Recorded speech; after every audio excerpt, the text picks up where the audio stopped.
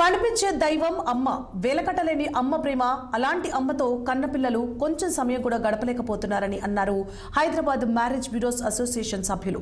Telangana marriage bureau JAC ఆధ్వర్యంలో mothers day దినోత్సవాలు Sundarayya విజ్ఞాన కేంద్రంలో నిర్వహించారు. ఈ రోజుల్లో తల్లులను పిల్లలు వృద్ధాశ్రయంలో చేర్చడం దురదృష్టకరమని నిర్వాహకులు తెలిపారు. దయచేసి కన్న తల్లిదండ్రులను వృద్ధాశ్రయంలో చేర్చవద్దని, సమయం ఇచ్చి పిల్లల్లా చూసుకోవాలని సూచించారు. భవిష్యత్తులో మదర్స్ డే కార్యక్రమాలు మరింత పెద్ద ఎత్తున చేయడం జరుగుతుంది అని నిర్వాహకులు తెలిపారు.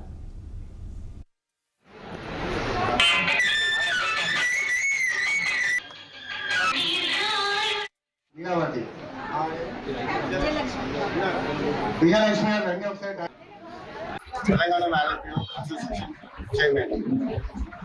ఈరోజు మేమందరము ప్రజల సమక్షంలో ముఖ్యంగా తెలంగాణ మ్యారేజ్ బ్యూరో అసోసియేషన్ జిల్లా నుంచి ప్రాతినిధ్యం వహిస్తున్న మదర్స్ వెల్ఫేర్ అసోసియేషన్ సంఘం ప్రతినిధులు, అలాగే Padmashali marriage bureaus welfare association సంఘం ప్రతినిధులు మేమందరం కలిసి ఈరోజు మదర్స్ డే సెలబ్రేషన్స్ అనేది నిర్వహించడం జరిగింది.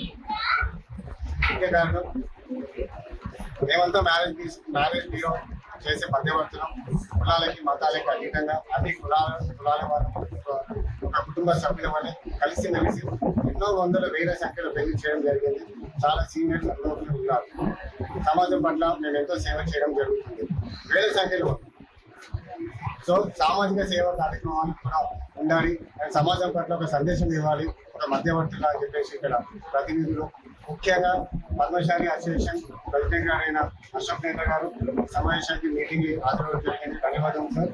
అలాగే కాశీ దయానంద్ గారు చైర్మన్ గారు, పద్మశాలి చైర్మన్ గారు ధన్యవాదాలు.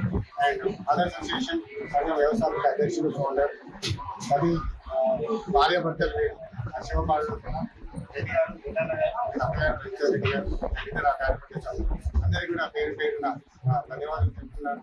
Telangana marriage bureau